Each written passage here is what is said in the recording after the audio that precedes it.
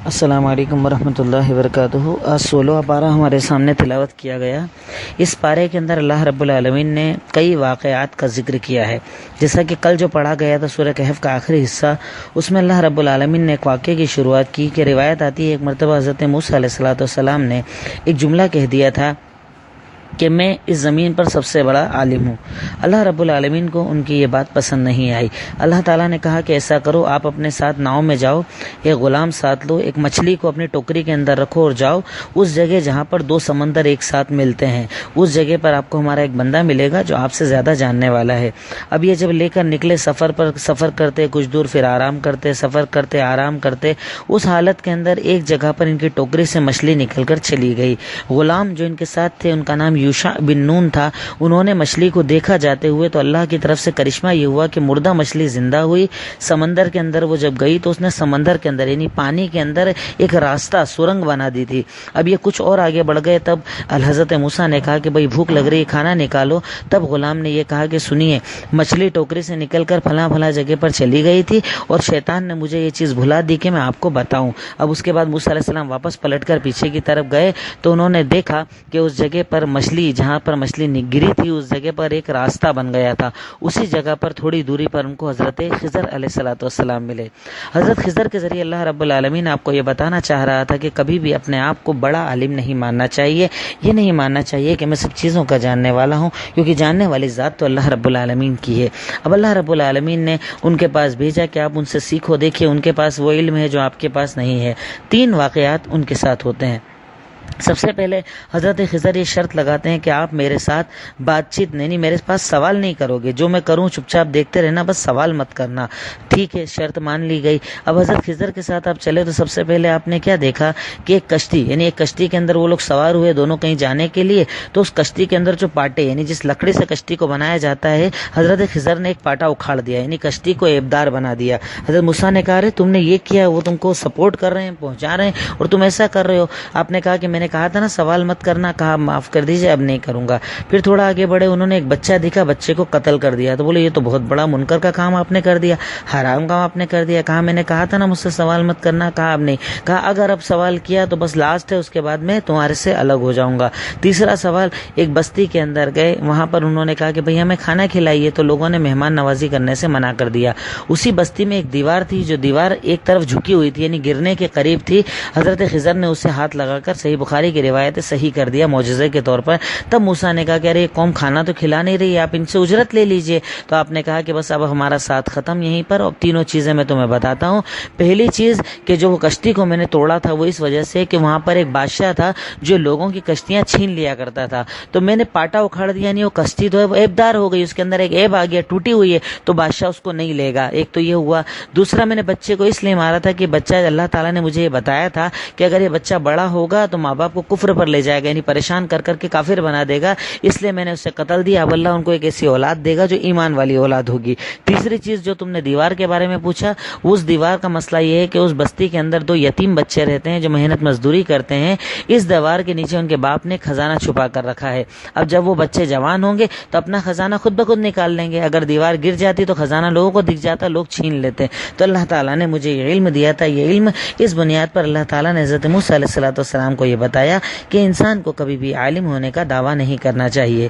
اس کے بعد دوسرا واقعہ جو ہمارے سامنے یہاں پر ذکر کیا گیا ہے، آیت نمبر 83 کے بعد میں، ذوالقرنین اور یاجوج اور ماجوج کا واقعہ۔ ذوالقرنین کے بارے میں ویسے تو بہت زیادہ اختلافات زمانوں سے چلا آ رہا ہے، لیکن مولانا ابوالکلام آزاد نے بڑی اچھی اس کی جو تشریح کی، بڑی اچھی جو محنت کی اس کے پیچھے، وہ سب سے زیادہ معتبر مانی جاتی ہے۔ کچھ لوگ کہتے ہیں کہ ذوالقرنین سکندر تھا، کرن کہا جاتا ہے اصل میں سنگ کو۔ کئی وجہ ہے، ایک وجہ اس کو ذوالقرنین کہنے کی یہ کہ اس کی حکومت جو ہے وہ مشرق سے مغرب تک یعنی پوری دنیا کے اندر پھیلی ہوئی تھی، دنیا کے 2 سنگ جسے کہا جائے وہاں تک پھیلی ہوئی تھی، اس لیے اسے 2 سنگ والا کہا جاتا ہے۔ کچھ کہتے تھے کہ اس کے سر پہ یقیناً 2 سنگ تھے، کچھ کہتے ہیں اس کی بالوں کی 2 لٹیں ایسی تھی جو سنگ کی طرح دکھتی تھی۔ تو بہرکیف کچھ لوگوں نے کہا کہ اس سے مراد روم کا سکندر ہے، لیکن وہ بات زیادہ صحیح نہیں ہے۔ اس سے مراد ایک بادشاہ ہے جس کا نام سائرس تھا، جس کو خسرو بھی کہا جاتا تھا۔ بہرکیف وہ بادشاہ تھا جو ایمان والا تھا، اللہ سے ڈرنے والا تھا۔ جب یہ سفر کرتے کرتے کسی قوم کے پاس پہنچا کہ وہاں پر 2 پہاڑوں کے کے بیچ میں قوم رہا کرتی تھی، یعنی دو پہاڑوں کے بیچ میں کھائی والا راستہ تھا، وہاں ایک قوم رہا کرتی تھی. یہ بات چیت سمجھ نہیں پا رہے تھے، یعنی نہ ان کی ذوالقرنین ان کی بات کو سمجھ پا رہا تھا، نہ وہ اس کی بات کو سمجھ پا رہے تھے. تو اللہ تعالیٰ نے اپنی قدرت سے ذوالقرنین کو یہ طاقت دی کہ ان کی بات سمجھا. تو پوچھا کیا مسئلہ ہے؟ کہا ہم ایک قوم سے بہت زیادہ پریشان ہے جن کا نام یاجوج اور ماجوج ہے. یہ قوم ہمارے پاس آتی ہے، خوب قتل و غارت گری کرنا، کھانا چھین لینا، پریشان کرنا. ہم لوگ بہت زیادہ پریشان ہیں. تو ایسا کیجیے، پہاڑوں کے جس راستے سے یہ لوگ آتے ہیں ان دو پہاڑوں کے بیچ میں آپ ایک راستہ ایک سد بنا دیجیے، ایک ایسی بارڈر بنا دیجیے کہ جس کی وجہ سے یہ لوگ آ نہ پائیں. تو اور ہم اس کے بدلے آپ کو پیسہ بھی دیں گے. کہا نہیں، تم تمہارا پیسہ تمہارے پاس رکھو، تم تو صرف میری مدد کر دینا. کہا کیا؟ کہا لوہے کی بڑی بڑی چادریں لے کر آؤ. لوہے کی موٹی موٹی چادروں سے پہلے انہوں نے دیوار بنائی، اس کے بعد اس کے اندر تانبا پگھلا کر ڈالا تاکہ وہ دیوار بہت زیادہ مضبوط ہو جائے. اگر آپ حدیثوں کو پڑھیں تو صحیح بخاری مسلم میں اس کی کچھ تشریحات ایسی بھی موجود ہے کہ وہ صد یعنی وہ جو دیوار بنائی تھی حضرت ذوالقرنین نے، اس دیوار کو روز یاجوج و ماجوج توڑنے کی کوشش کرتے ہیں. توڑتے توڑتے توڑتے بالکل قریب میں آ جاتے ہیں. سورج جب اٹھنے لگتا ہے خوب زیادہ تو وہ لوگ کہتے ہیں کہ چلو کل توڑیں گے. جاتے ہیں، اللہ تعالیٰ اس دیوار کو واپس پرانی کنڈیشن پہ کر دیتا ہے. پھر دوسرے دن توڑتے ہیں، پھر تیسرے دن توڑتے ہیں، یہاں تک کہ قیامت کے قریب جب ان لوگوں کے نکلنے کا وقت آئے گا اس دن یہ لوگ دیوار کو توڑتے توڑتے توڑتے بالکل اینڈ پر آ جائیں گے. پھر کہیں گے اب کل توڑیں گے، لیکن ایک جملہ کیا کہیں گے کہ انشاءاللہ کل ہم اس کو پورا توڑ دیں گے. انشاءاللہ بولنے کی وجہ سے اللہ تعالیٰ اس دیوار کو ویسے ہی رکھے گا جیسے وہ تھی. دوسرے دن وہ لوگ آئیں گے، دیوار کو توڑ دیں گے. اس کے بعد قتل و غارت گری مچائیں گے، چاروں طرف لوگوں کو قتل کرنا. کچھ ضعیف روایتوں میں یہ بھی آتا ہے کہ وہ پانی اور کھانا بھی دنیا کا ختم کر دیں گے. لیکن بہرکیف یہ ہے کہ وہ آئیں گے، دنیا میں فساد مچائیں گے، لوگ محلوں میں قید ہو جائیں گے، قلعوں کے اندر چلے جائیں گے، اپنے آپ کو دیواروں کے پیچھے چھپا لیں گے. لیکن یہ لوگ ایسے تیر ماریں گے آسمان کی طرف کہ تیر زمین پر آئیں گے اور انسانوں کے اوپر لگیں گے. بہرکیف بہت زیادہ فساد مچانا، لوگوں کو پریشان کرنا، یہ حضرت عیسیٰ علیہ السلام کے بعد کا دور رہے گا. اب اس دور کے اندر جب یہ لوگ آئیں گے، خوب فساد مچانے کے بعد ایک دور ایسا آئے گا کہ ان کے بستروں میں اللہ تعالیٰ ایک چھوٹا سا ایسا کیڑا پیدا کرے گا. یہ کیڑے کے ذریعے وہ پوری قوم ختم ہو جائے گی، پوری قوم مر جائے گی. اور اس کے بعد اللہ تعالیٰ واپس عدل و انصاف قائم کرے گا. تو بہرکیف یاجوج و ماجوج کا اگر آپ زیادہ تفصیل چاہیں تو نیٹ پر بھی موجود ہے، کتابوں میں حدیث کی بھی تفصیلات ذوالقرنین اور یاجوج اور ماجوج کی موجود ہے. بہرکیف یہ قوم آئے گی، اس کا اس طرح کا معاملہ ہوگا. ان ساری چیزوں کا تذکرہ اللہ رب العالمین نے کیا ہے. اور یہ قوم آج بھی دنیا کے اندر موجود ہے، کیونکہ اللہ تعالیٰ نے جیسا کہ ذکر کیا سورہ کہف کے اندر، یقیناً ان کی وہ دیوار بھی موجود ہے، یاجوج ماجوج بھی موجود ہے، وہ قوم موجود ہے. کیونکہ اللہ تعالیٰ نے جیسا کہا وہ حق ہم مانتے، لیکن کہاں ہے؟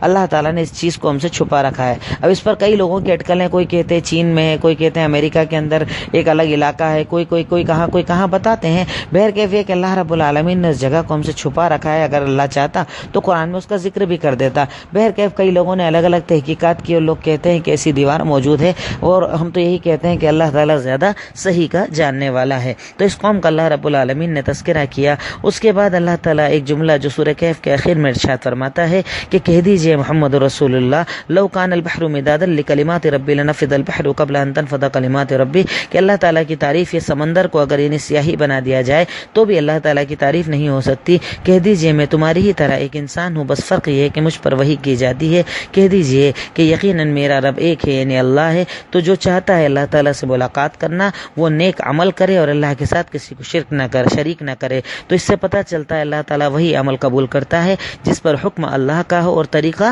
رسول اللہ صلی اللہ علیہ وسلم کا ہو. اس کے بعد جو سورت آج ہمارے سامنے تلاوت کی گئی وہ سورہ مریم ہے، جس میں اللہ رب العالمین نے حضرت مریم علیہ السلام کا تفصیل کے ساتھ واقعہ ذکر کیا ہے. اللہ رب العالمین کہتا ہے کہ اللہ رب العالمین نے پہلے زکریا کا واقعہ ذکر کیا. وہ زکریا جو مریم کو پال پوس کر بڑا کر رہے تھے، بزرگی میں اللہ تعالیٰ نے انہیں اولاد دی تو وہ تعجب کرنے لگے کہ اللہ بزرگی میں اولاد ہوگی. تو اللہ نے کہا کہ دیکھیے اللہ کے لیے سارے معاملات آسان ہیں، اللہ تعالیٰ جو چاہتا ہے. سوچو جب اللہ تعالیٰ نے تم کچھ نہیں تھے تمہیں پیدا کر دیا تو کیا اللہ تعالیٰ تم سے ایک اولاد پیدا نہیں کر سکتا؟ یقیناً اللہ پیدا کر سکتا ہے. اللہ رب العالمین نے اس کے بعد حضرت مریم کا واقعہ پورا ذکر کیا کہ حضرت مریم جو ایک پاک دامن لڑکی تھی، عبادت کیا کرتی تھی، عبادت کے لیے رہا کرتی تھی، اللہ رب العالمین نے انہیں حاملہ اور پریگننٹ کروایا. اب دیکھیے اللہ تعالیٰ جب دینے پر آتا ہے تو کیسے دیتا ہے؟ بنا باپ کے انہیں اولاد دینا تھی تو اللہ تعالیٰ نے دی. وہ بڑی پریشان ہو گئی، اب کیا ہوگا، لوگ مجھے کیا کہیں گے، میں کسی مرد سے ملی نہیں، میں سب سے دور رہتی ہوں، کیسے میرے گھر اولاد ہو گئی. اب اللہ رب العالمین پورا واقعہ پڑھیے گا، بڑا پیارا واقعہ اللہ تعالیٰ ذکر کرتا ہے کہ اللہ تعالیٰ نے ان کے کھانے پینے کا انتظام کیا. وہ کھجور کے درختوں کو ہاتھ लगाती थी तो गीली खजूरें गिरने लगती थी, वो उन्हें उठा कर खा लिया करती थी, उनका पेट भर जाता था। इसी आलम में उनके घर ये औलाद हज़रत ईसा अलैहिस्सलाम हुए। जब ईसा हुए तो कौम वाले आ गए और कौम वालों ने आकर कहा कि ए हारून की बहन, ए ज़करिया जिसने तुझे पाला था, क्या मामला है? तेरे अब्बा भी अच्छे इंसान थे, तेरी अम्मी भी ऐसी गलत इंसान नहीं थी, तो तू ऐसे कैसे हो गई? कैसे तेरे घर ये लड़का पैदा हो गया? इससे पता चलता है कि इंसान के अच्छे होने के लिए माँ बाप का अच्छा होना ज़रूरी है। यानी अगर माँ बाप अच्छे होते हैं, उनकी तरबियत अच्छी होती है, तो औलाद भी अच्छी होती है। इसीलिए इस्लाम ने कहा कि जब शादी करना हो तो अच्छी लड़की, दीनदार लड़के से शादी करो, क्योंकि अगर लड़की दीनदार होगी तो वो अपनी औलाद को भी दीनदार बनाएगी। बहरकैफ जब ये औलाद हुई तो लोगों ने ताज्जुब किया। तो हज़रत मरियम को जैसा कि अल्लाह ने वही की थी और इन्होंने कहा था कि इस लड़के को, ये लड़का बात करेगा, 29 नंबर आयत में है। तो लड़की जब आके लोगों ने कहा कि भाई तुम्हारे घर ये लड़का कैसे हो गया, तो मरियम ने कहा इसी से बात करो, यही तुमको बता देगा। तो हज़रत ईसा उन बच्चों में से एक है जो उस जमाने में बोले जिस जमाने में बच्चा बोलता नहीं है, गोद में बच्चा है। उन्होंने कहा इन्नी अब्दुल्लाह, मैं अल्लाह का बंदा हूँ, अल्लाह ने मुझे किताब दी है, अल्लाह ने मुझे नबी बनाया है, अल्लाह ने मुझे मुबारक बनाया है, अल्लाह ने मुझे कई मौजज़े देकर भेजा है। बहरकैफ इस तरीके से उनका ये वाक़या तफसील के साथ मौजूद है, आप उसे पढ़ सकते हैं। इस वाक़े का अल्लाह ने तज़किरा किया। उसके बाद अल्लाह रब्बुल आलमीन ने हज़रत इब्राहीम अलैहिस्सलाम का वाक़े का तज़किरा किया, उनकी बात को बताया कि उन्होंने कौम को दावत दी। कहा कि क्यों आप शैतान की इबादत कर रहे हैं? अब्बा नाराज़ हो गए। अब्बा ने कहा कि चला जा, आयत नंबर 46 में कहा कि चला जा, नहीं तो मैं पत्थरों से मार मार कर तुझे कत्ल कर दूंगा। दूर हो गए। फिर कौम वालों को समझाया। फिर अल्लाह रब्बुल आलमीन ने उनके बाद हज़रत मूसा अलैहिस्सलाम का तज़किरा किया कि जब वो अपने बीवी बच्चों के साथ थे, उन्होंने यानी तूर, जो जबल तूर है, उसकी तरफ एक आग को देखा तो कहा चलो मैं जाता हूँ, शायद कुछ आग वगैरह कुछ खाना पीना लेकर आऊँ। वहाँ अल्लाह ताला से वो मिले। अल्लाह रब्बुल आलमीन ने 40 दिन तक अपने पास रखकर उन्हें किताब दी। वो वहाँ थे। इस दौर के अंदर उनकी कौम ने, जैसा मैंने पहले भी बताया, सामरी ने एक बछड़ा बना दिया था सोने का। बछड़े की लोग इबादत करने लगे। हज़रत मूसा जब वापस आए गुस्से के अंदर तो उन्होंने कहा हारून, तुम मेरे भाई यहाँ पर मौजूद थे, तुमने क्यों लोगों को नहीं रोका? तो हारून ने कहा कि कौम वालों ने मेरी बात नहीं सुनी, मेरी बातों को नहीं माना। बहरकैफ इसके बाद उन्होंने किस तरीके से कौम को दावत दी, किस तरीके से कौम वालों को समझाया, अल्लाह रब्बुल आलमीन ने उसका तज़किरा किया। उसके बाद आज हमारे सामने सूरह तौहा पढ़ी गई। सूरह तौहा की इब्तिदा के अंदर अल्लाह रब्बुल आलमीन इरशाद फरमाता है, मा अंज़लना अलैकल कुरआन लितश्का, हमने आप पर कुरान इसलिए नाजिल नहीं किया कि आपका दिल सख्त हो जाए। यकीनन ये कुरान तो नसीहत उन लोगों को देता है जिन दिलों के अंदर अल्लाह का डर होता है। इससे पता चलता है कि वो दिल जो अल्लाह से डरता है, कुरान उसको हिदायत का रास्ता दिखाता है, लेकिन वो दिल जो अल्लाह से नहीं डरता है, अल्लाह ताला उसे हिदायत का रास्ता नहीं दिखाता है। फिर इसके बाद सूरह तौहा के अंदर अल्लाह रब्बुल आलमीन ने तफसील के साथ दोबारा हज़रत मूसा अलैहिस्सलाम का वाक़या जिक्र किया। उस वाक़े के अंदर जब अल्लाह ताला उन्हें कहता है कि जाओ फ़िरौन को जाकर डराओ, तो उस दौर में जो हज़रत मूसा अलैहिस्सलाम बचपन का उनका वाक़या पूरा जिक्र किया गया है। जैसा कि मैंने पहले बताया था कि हज़रत मूसा जब छोटे से बच्चे थे, फ़िरौन के जो काहिन थे उन्होंने बताया कि तेरी कौम में एक लड़का पैदा होगा जो तुझे कत्ल कर देगा बनी इसराइल में। तो फ़िरौन ने यह ऑर्डर दिया था कि बनी इसराइल में लड़कियों को रहने देना, जितने लड़के पैदा हों उन्हें ज़िबा कर देना। जब मूसा पैदा हुए तो माँ डर गई कि क्या होगा। उन्होंने एक टोकरे में समंदर में मूसा को छोड़ दिया ताकि वो जिंदा रहें।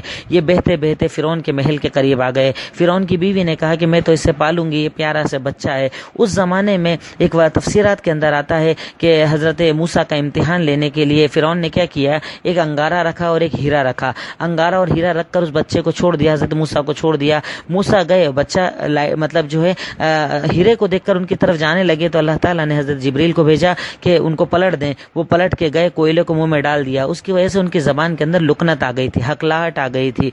उस वक्त जब ये छोटे से बच्चे थे, ये किसी का दूध नहीं पी रहे थे। अल्लाह ताला कुरान की इसी आयत में जिक्र करता है, आप अगर पढ़ेंगे तो आयत नंबर 29 में अल्लाह ताला कहता है कि माँ से चूंकि बच्चा दूर हो गया था, हज़रत मूसा दूर हो गए थे, माँ चाहती थी बच्चा लौट जाए, तो अल्लाह ताला ने कैसे लौटाया कि उनकी बहन पीछे पीछे चल रही थी कि ये बच्चा जाता कहाँ है। हज़रत मूसा की बहन जो है वो साथ साथ चल रही थी। उन्होंने देखा कि फ़िरौन के घर के पास पहुंच गया। फ़िरौन के घर जब पहुंच गया तो वहाँ हज़रत मूसा किसी का दूध नहीं पी रहे थे। बहन ने जाकर कहा कि सुनो, बस्ती में एक औरत रहती है, वहाँ पर छोड़ दो, शायद उनका ये दूध पी लें, जो हज़रत मूसा की असल वालदा थी। अल्लाह ताला कहता है कि जब मैं, देखिए अल्लाह ताला बचाने पर आया तो कैसे बचाया। वो फ़िरौन जो लड़कों को मार रहा था, खुद फ़िरौन के घर में अल्लाह ताला ने मूसा को ज़िंदगी दी और वो बड़े हुए। और रही माँ की बात, जब वो माँ से दूर हुए तो अल्लाह ताला ने दोबारा इनको माँ की तरफ लौटाया।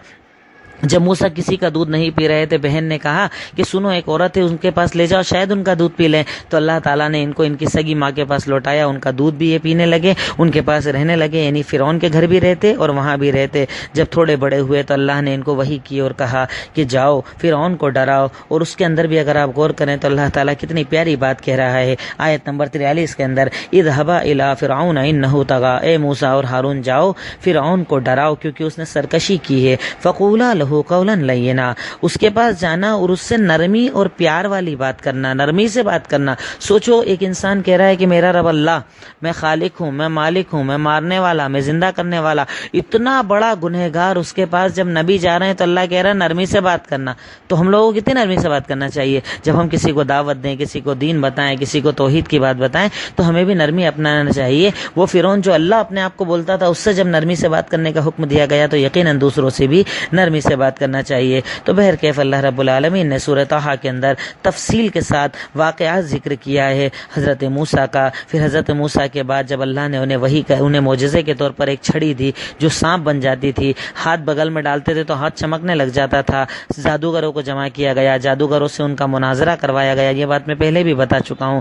مناظرہ کروایا گیا. جب موسیٰ جیت گئے تو جادوگر سجدے میں گر گئے اور سب ان پر ایمان لے آئے. ان کو مارنے کے لیے فرعون جب پیچھے پیچھے آیا تو اللہ رب العالمین نے فرعون کو اسی پانی کے اندر ڈبا دیا جس پانی میں وہ ان لوگوں کو ختم کرنا چاہتا تھا. اس کے بعد اللہ رب العالمین نے اسی صورت کے اندر حضرت آدم علیہ السلام کا بھی تذکرہ کیا. حضرت آدم علیہ السلام کے واقعے کا ذکر کیا، مختصر بتایا کہ حضرت آدم کے ساتھ کیسے معاملہ ہوا تھا. اسی آیت کے اخیر کے اندر اللہ رب العالمین 155 کے اندر ایک جملہ ارشاد فرماتا ہے وَمَنْ أَعْرَضَ عَنْ ذِكْرِي فَإِنَّ لَهُ مَعِيشَةً ضَنْكًا، یقیناً وہ لوگ جو ہمارے ذکر سے اعراض کرتے ہیں، ہمارا ذکر نہیں کرتے، قرآن نہیں پڑھتے، اللہ کو یاد نہیں کرتے، اللہ تعالیٰ کی تعریف بیان نہیں کرتے، اللہ کیا کہتا ہے کہ ان کو دوہرا عذاب دیا جائے گا. فَإِنَّ لَهُ مَعِيشَةً ضَنْكًا، انہیں ہم ایک تنگی والی زندگی دیں گے. اس سے مراد کیا؟ دو معنی مراد لیے ہیں. یا تو ان کی دنیا کو بڑا ٹینشن والا کر دیا جائے گا، یعنی وہ دنیا میں سکون سے نہیں رہ پائیں گے، پریشانی کے اندر رہیں گے. جیسا آج آپ دیکھو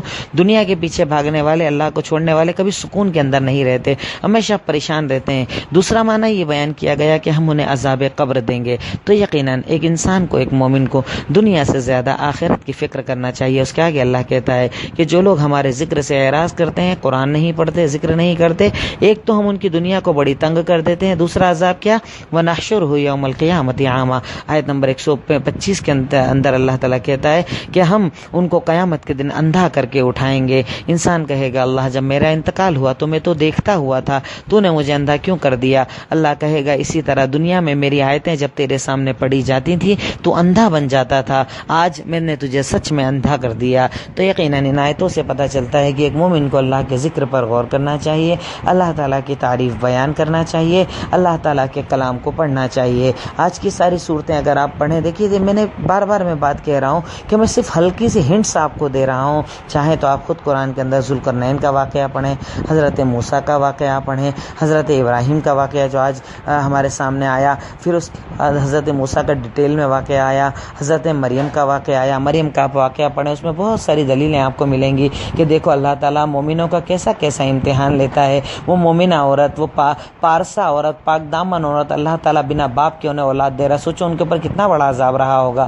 کیا جواب دوں گی قوم کو؟ کیا بتاؤں گی کیسے میرے گھر اولاد ہو رہی ہے؟ لوگ تو مجھے غلط ہی سمجھیں گے نا، زانیہ ہی سمجھیں گے نا. بھائی دنیا کا اصول ہے بنا باپ کے اولاد ہو ہی نہیں سکتی، تو تیرے گھر کیسے ہو گئی؟ تو اللہ تعالیٰ نے ان کا کتنا بڑا امتحان لیا، لیکن انہوں نے صبر کیا. حضرت عیسیٰ کو اللہ نے اور ان کو کتنا بڑا بدلہ دیا کہ ان کا بچہ اس عمر کے اندر بولا جب بچہ بولتا نہیں ہے. تو یہ سب اللہ تعالیٰ کی دلیلیں ہیں، اللہ تعالیٰ کی نشانیاں ہیں ایک مومن کے لیے جو سمجھتا ہے اور غور کرتا ہے. اللہ رب العالمین ہم تمام کو قرآن پر غور کر کے اسے سمجھ کر عمل کرنے کی توفیق عطا فرما.